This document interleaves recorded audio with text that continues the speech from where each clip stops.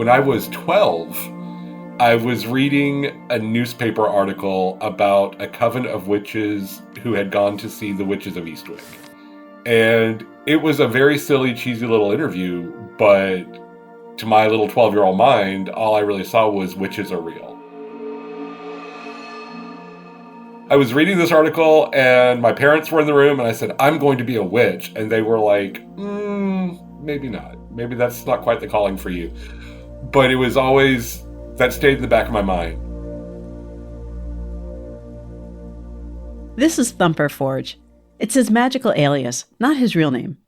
He was raised Episcopalian, but became interested in mythology and magic from a young age. When I was in college, a freshman in college, I learned about Wicca. So very secretively, I started collecting books and I started reading as much as I could, trying to put together rituals and trying to just kind of figure out how to make this work for me. Thumper learned about witchcraft on his own for years. He used early internet resources, like Yahoo groups, to find other pagans and magical practitioners. And through those resources, I met Gardnerians who I, at that point, did not realize actually exist. I thought they were sort of mythological. Thumper was eventually offered initiation into a Gardnerian coven. And today, he's a priest of Gardnerian Wicca. Gardnerians are a branch of initiatory Wicca, a form of contemporary witchcraft. I was very nervous beforehand because I really had no idea what the initiation was going to entail. I don't like using the word faith because I feel like that it's just sort of a loaded, baggagey word. But there was very much a leap of faith on my part because I live in Texas. I had been communicating with this coven of witches in California, and I ended up in Northern California in some random lady's living room getting initiated into the tradition. I don't know. It's hard to describe how I felt immediately afterwards. It was a shift of I'm getting to know these people and these people seem really great to I am now a part of this. I am now a part of this group. I spent the rest of the weekend saying, I'm Gardnerian. And just kind of like sitting with that. And it felt like getting plugged into something in a way that couldn't be unplugged. Later, Thumper was also initiated into the Minoan Brotherhood, which is another form of modern pagan witchcraft, specifically for gay and bisexual men. In 2010, I had the opportunity to get initiated into the Minoan Brotherhood. And so that's always been sort of the complementary tradition to my Gardnerian practice. Wicca came to the U.S. in the 1960s, and with its early emphasis on gender binary, most covens assumed participants were heterosexual. If there were queer initiates in the coven, they were expected to stay in the closet during ritual. But thanks to New Yorker Edmund Buczynski, there's the Minoan Brotherhood. This form of witchcraft not only welcomes gay and bisexual men, but was created specifically for them. There's always been a gay thread in witchcraft and contemporary paganism. Those threads come together in Eddie's life. The spirituality, the religion, the gay activism, all were a part of who Eddie was. This was a gay man who was being true to himself, who was really saying, no, my magic is valid and the things that I do are just as important as what you do, and I'm not going to be discounted here. Welcome back to Season 2 of Magic in the United States. This is Episode 1, The Starry Minos. In this episode, we'll learn about the magical seeking of Edmund Buczynski and how his exclusion from initiatory Wicca led him to form his own witchcraft traditions, including Eddie's best-known creation, the Minoan Brotherhood. We'll be right back.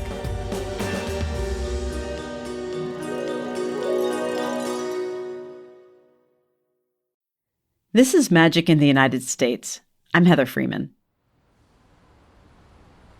Edmund Buczynski grew up in the 1950s, about an hour outside of Manhattan in Ozone Park.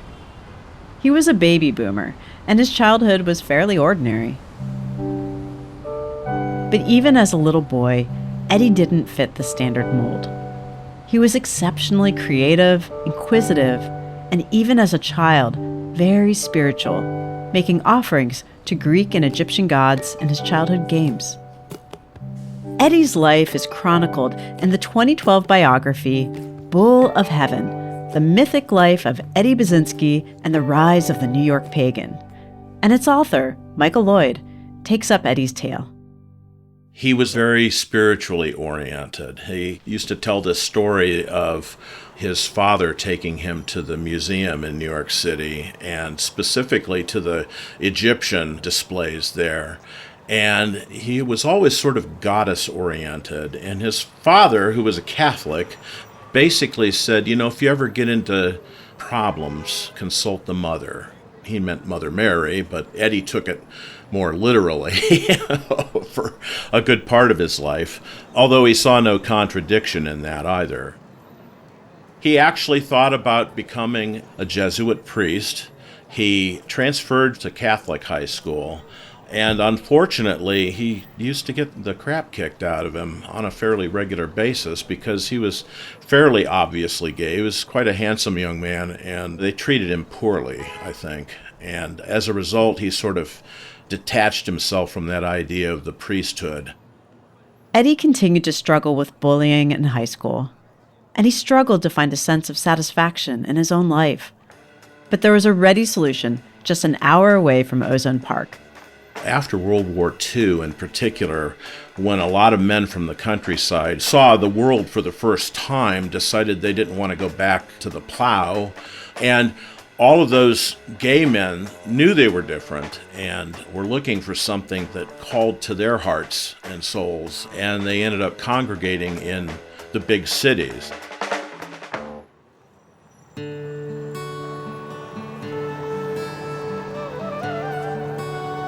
So in 1964, at the age of 17, Eddie moved to New York City.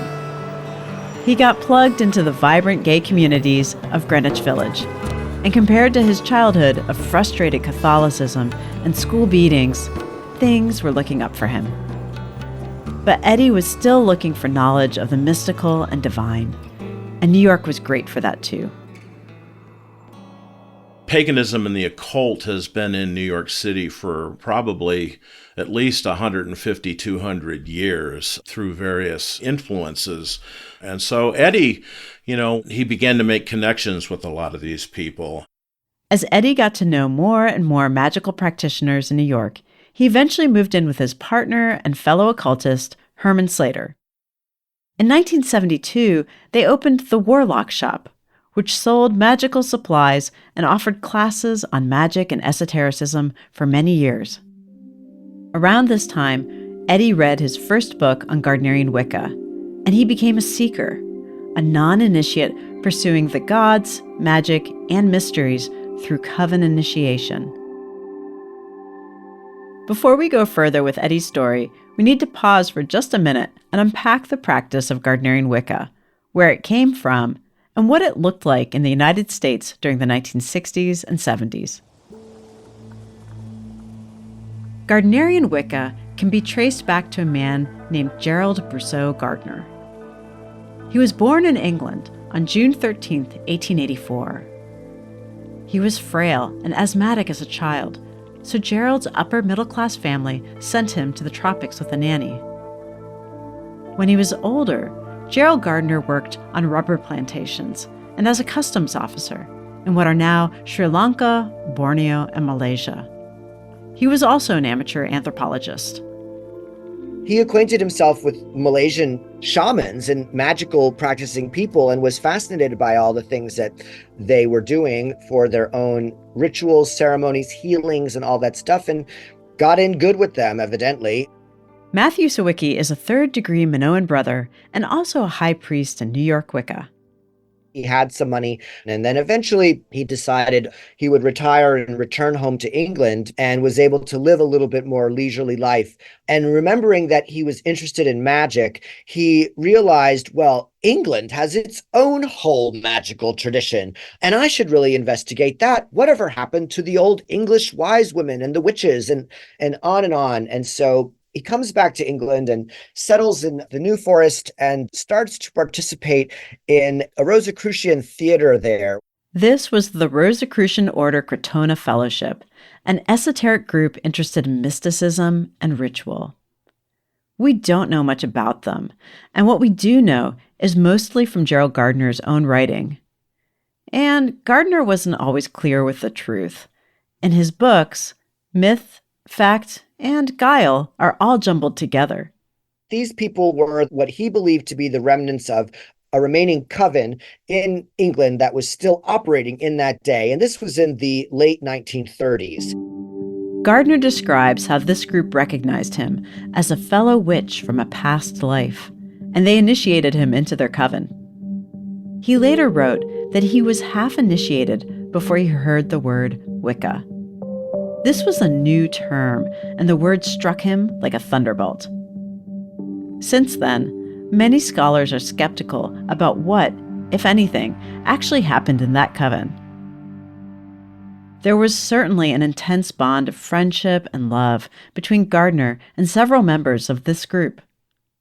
But whatever took place left such a profound impression on him that it changed the course of the rest of his life. Gardner and his new friends believed they were reincarnated witches who had known each other in a previous life. They honored two gods, and their holidays were called Sabbats. The whole practice revolved around Romantic-era ideas of agricultural life and a connection to nature. The coven also practiced skyclad, a form of ritual nudity. Although this practice is often misunderstood and sensationalized, many witches today emphasize that being naked is a natural state of being. For them, being skyclad is a symbol of equality and liberation in rituals devoted to the gods of life and death. The rituals Gardner and his friends practiced combined English folk magic, ceremonial magic, and their own original creations. They were secretive about their practices, but Gardner was in love with Wicca and wanted to sing it from the hilltops. He was so excited, but also he wanted to tell the world, and they said, absolutely not. So he said, well, there's got to be a way. I need to be able to let people know so that we can continue to, find people who are interested. This can't die out. Coven members worried that Gardner would expose them to the public. They had respectable jobs, and nudist witchcraft, maybe a little questionable in 1950s Great Britain. But Gardner didn't let it go, and in 1951, he got lucky. England repealed the laws that criminalized witchcraft, and Gardner used the opportunity for a media launch. Here's Thumper Forge again. In the early 50s, Gardner published a book called Witchcraft Today, in which he announced to the world that he had made the acquaintance of a coven of witches and been initiated into their mysteries, and was kind of coming out publicly as a practicing witch. And he took what that coven had taught him and initiated other people into this tradition, most notably a woman named Doreen Valiente, who contributed a lot of her own original writings and poetry, and that created this framework of something that was very much identified as witchcraft. So Gardnerians are witches who can trace their own initiatory lineage back to Gerald Gardner. He was charming. He was this old eccentric man with the shocking white hair, and everyone was sort of fascinated with him. And he became this sort of media sensation, and he kind of relished it. He enjoyed the attention that it brought him, and he did bring a lot of new people into the fold, saying, there are still witches out there, and there are still people practicing this, and if you want to know more, contact me.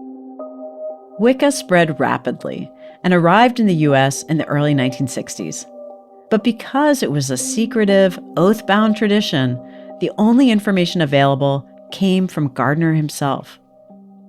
Which brings us back to Edmund Buczynski. Eddie read Witchcraft Today, in which Gerald Gardner described, in loose terms, the god and goddess of the Wicca. Within the Gardnerian tradition, we're venerating a specific god and goddess. A goddess who is associated with the moon and with magic, and a god who is very much associated with the earth and with death. And we celebrate that relationship and the relationship that we have with them. If anything, initiatory Wicca is defined by its secrecy. Within the Gardnerian tradition, there's a lot of stuff that we don't share with people outside of the tradition. Trust is paramount. And the initiation really is that first experience of that trust. We are taking a leap of faith here, and we are going to trust that this person is going to uphold their oaths and is going to be part of this community and is going to be able to contribute to this community. But beyond these distinctions, most initiates are cautious to assert that their opinions are their own. Initiatory Wicca is largely said to be orthopraxic rather than orthodoxic. That is, you celebrate the Sabbath in honor of these gods, and that's what's important. What you think about them as a polytheist, henotheist, archetypalist, or even atheist, that's strictly personal. Initiates today are also careful to assert that individual covens do perform the rituals with variation, which makes sense. All religious and spiritual expressions evolve and shift over time. Some very slowly and gradually, others quicker. And Wicca is no different. So, roughly 20 years after its publication, Edmund Buczynski read Gardner's book, Witchcraft Today, was inspired by the ideas, and wanted initiation into the mysteries of the Wicca. And he wasn't alone. We'll be right back.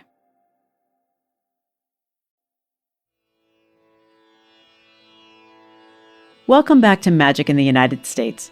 I'm Heather Freeman. From the Beat generation of the 1950s to the counterculture movements of the 1960s, the U.S. was abuzz with sudden interest in religions, philosophies, and lifestyles that challenged the socially conservative mores and norms of earlier generations. It might have been the age of the Cold War, but it was also the age of Aquarius, and modern pagan witchcraft, with its sky-clad rituals and emphasis on the divine magical feminine, fit right in.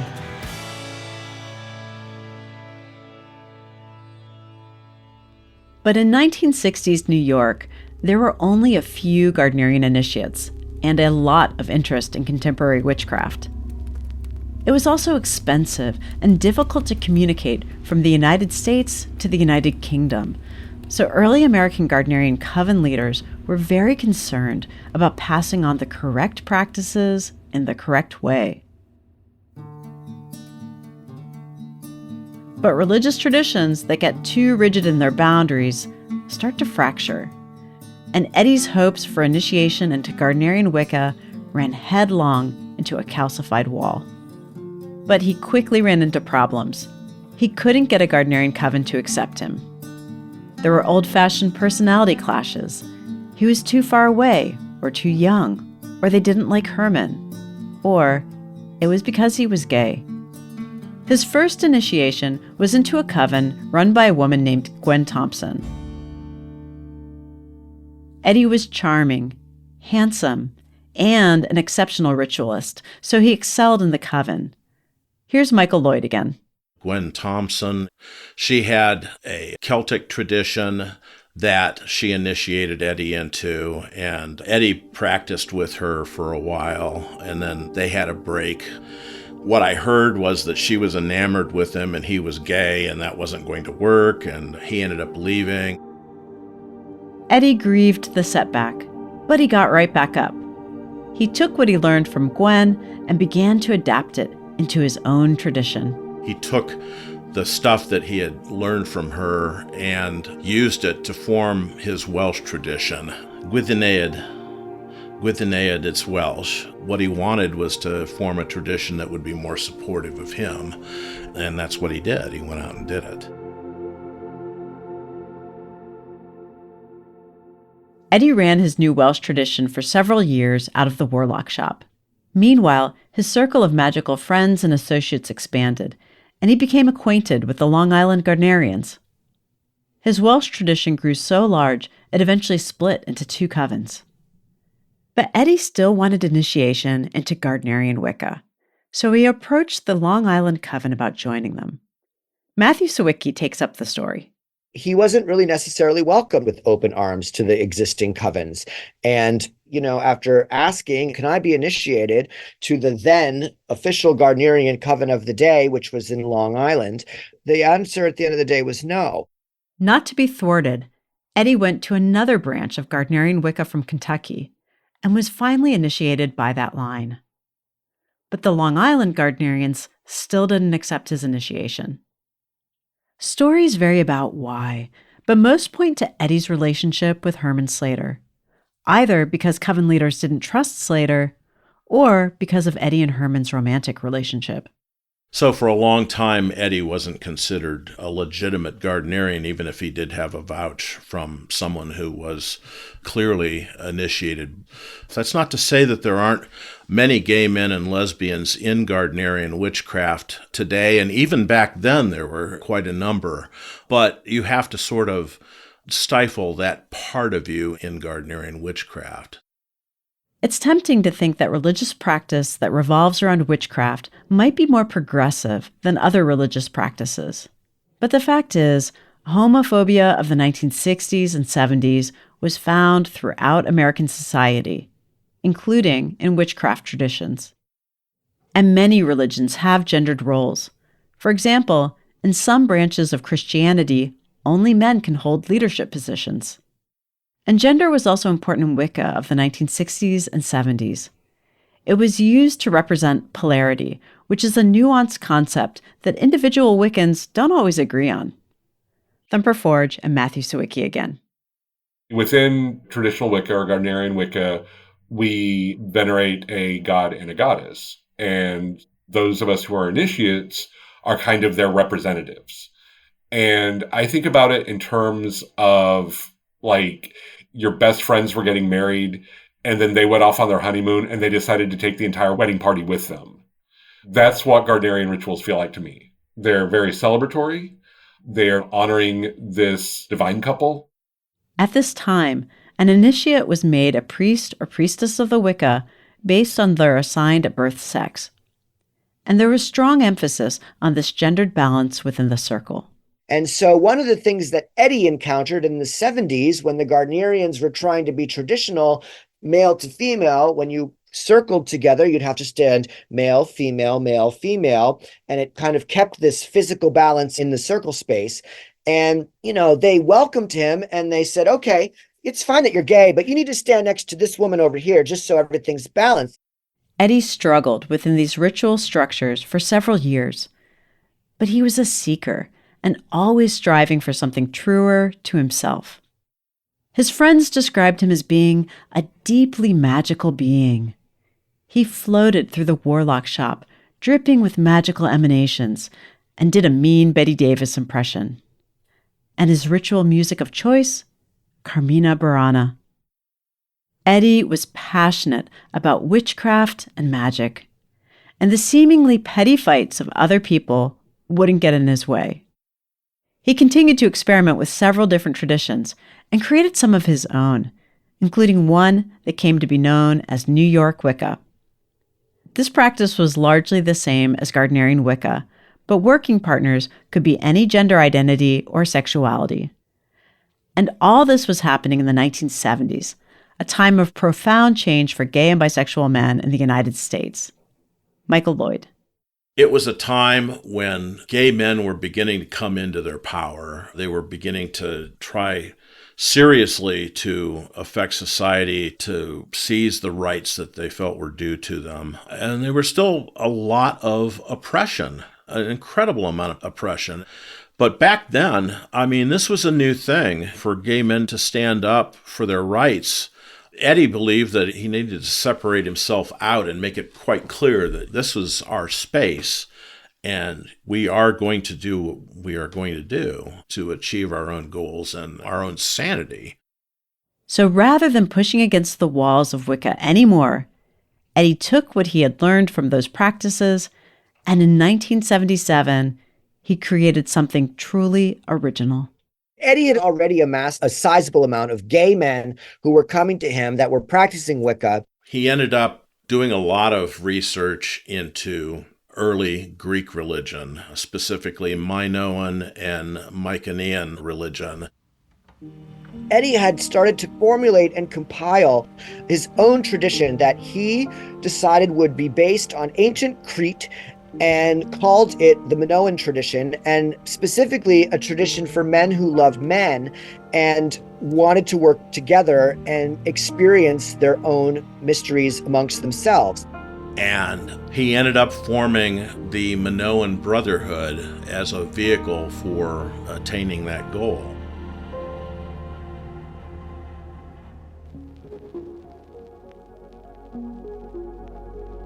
In the Minoan Brotherhood, Eddie adapted elements from the Gardnerian ritual structure and the solar sabbats to what was popularly known about the Minoan and Mycenaean ancient cultures.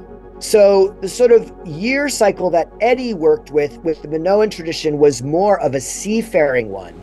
Crete is not one for farming. They do have olive groves and they do have their own wine and whatnot, but they were fishermen and they were on the waters a lot. And so, for example, in the Minoan tradition, we celebrate Imbolc as the feast of the sky because it's the pure potential of the universe and the stars. Another example is August 1st. Well, we celebrate that as the festival of the sea and the bounty of the mother who is the ocean and all that she brings forth and gives forth. And so we try to have our ritual on the beach or at least by the water. Eddie used the structure of Gardnerian Wicca as a creative prompt rather than a ritual restraint. And what he developed was truly unique from any other modern initiatory practice of that time. Michael Lloyd, Thumper Forge, and Matthew Sawicki are all initiates of the Minoan tradition, created by Eddie Buczynski. The Minoan tradition is an initiatory mystery tradition for gay and bi men that focuses on Minoan, Mycenaean gods and goddesses. They honor the great mother Rhea with her 5 faces, which I can't go into, and her consort Asterion, who is called the Starry One. He is the bull of heaven. It has some of the trappings that you would find common in other witchcraft traditions, and it also has spiritual practices that are designed specifically for gay and bi men. Within the gay community itself, there has always been very much a drive towards chosen family. We have the friends who have become our families. And the Minoan Brotherhood gives us an opportunity to reconnect and recognize the gay men who have come before us and to realize that we are carrying on their legacy as well. And so Eddie is very much perceived as our ancestor. As the Brotherhood took off, Eddie maintained close relationships with the priestesses he'd worked with. And very soon, there was also a Minoan sisterhood for lesbian and bisexual women. Eddie's 2 main priestesses that he initiated, Carol Bolzone and Lady Rhea, they at the time were lovers, and the Brotherhood was taking shape, and Carol and Rhea said, "Hey, what about the ladies? What about the sisters?" And he said, "Oh, yeah, of course, of course." He said, here's the Minoan Brotherhood book. I'm going to give it to you as a framework, but you guys have to fill in the rest because I really can't speak to those things. And Carol and Rhea worked together to create the Minoan Sisterhood and write their book. And the sisterhood still is alive and well today. The Minoan Brotherhood and Sisterhood continued to grow into the 1980s. Eddie hadn't just found a home in witchcraft. He'd created one. And it served an entire community. But a new threat emerged: HIV. The AIDS epidemic would ravage the gay community and nearly wipe out a generation. It almost crushed the Minoan Brotherhood, too. If you were a sexually active gay man in the 1980s, if you were doing what everyone else was doing, there was a good chance you were going to be infected, whether you were a Minoan or not. I mean, it was just something that came out of left field and mowed people down. And there was no rhyme or reason to it. It was just a disease. And it's just we've lost millions due to AIDS. So don't blame people for disease. Blame the disease for the disease. Eddie Buczynski was always a seeker. And what he discovered, he shared with enormous generosity and enthusiasm with everyone he knew. And the paradox of seeking is that it never ends, even up until your last breath. When he became so ill that he couldn't do any of that anymore, he actually sought out a local Catholic priest and nun to help get him back into good graces with the church before he passed away. And I can't blame the man. He was in a great deal of pain. Plus, there's this whole aspect of the Mother Goddess and the Mother Mary, and the fact that his father had told him if you were in stress to go back, and talk to the mother. And I think that's what he did. Some people thought it was a betrayal. I don't think that. It's a journey. It really is a journey from cradle to grave. Eddie died of AIDS on March 16, 1989, at the age of 42.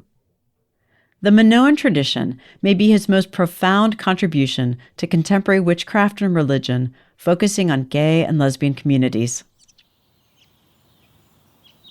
We lost a generation due to the AIDS crisis. Thumper Forge again. We lost a lot of mentorship, and we lost a lot of wisdom, and we lost a lot of people who could teach the newer generations their own history. And witchcraft in general has always been the resort of the oppressed. It's where marginalized groups go in order to get the resources to fight back against their oppressors. Despite the HIV/AIDS crisis, despite the loss of Eddie Buczynski, despite laws impacting the LGBTQ+ communities that seem to go one step forwards and then two steps back, the Minoan brotherhood and sisterhood are alive and well today. We still have a number of the original Minoans from that 1977 coven still alive today. And people started talking to one another more online, and some of the old people who had retired began coming back in and becoming more active.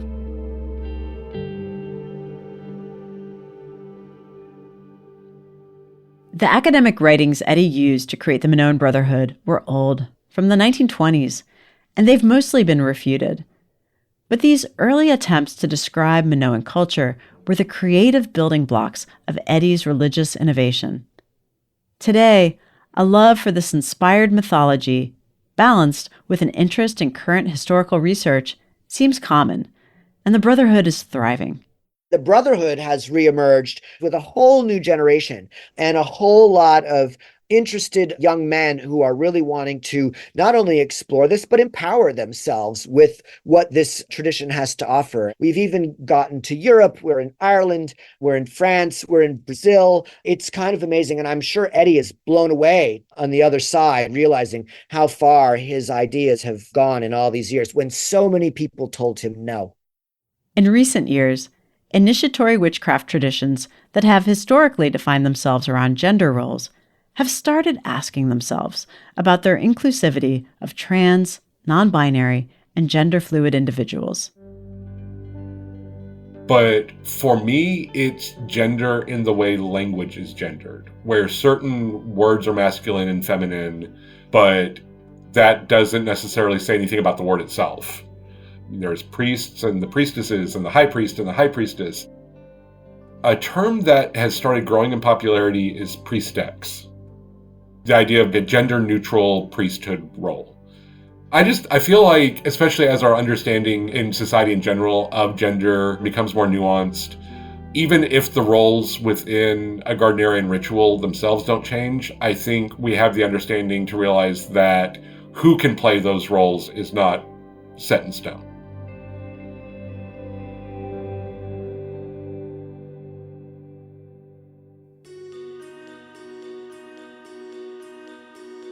Next week, on Magic in the United States, we'll learn about leukemia and the 1980s Supreme Court case that embroiled a suburban Miami community and riveted the nation. Would you like to leave us a comment or thought on one of our episodes? Give us a ring, 980-277-4402. Or leave a message or voicemail at magicintheunitedstates@gmail.com. We'd love to hear from you.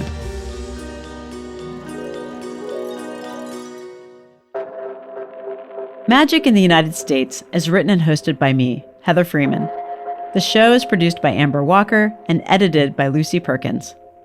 Our associate producer is Nora Gill, and the show is mixed by Jenny Cataldo. Fact-checking by Dania Solomon. The executive producer for PRX Productions is Jocelyn Gonzalez. The show's music is from APM Music and Epidemic Sound, and our project managers are Edwin Ochoa and Morgan Church. Thanks to advisors Helen Berger, Chaz Clifton, and Thorne Mooney. Thanks to guests Thumper Forge, Michael Lloyd, and Matthew Sawicki. Additional thanks to Carol Bolzone and Lady Rhea. This production was funded by a grant from the National Endowment for the Humanities and the University of North Carolina at Charlotte. Wherever you are in the United States, the East, the West, the North, or the South, remember that magic is everywhere. I'm Heather Freeman, and I'll see you at the crossroads.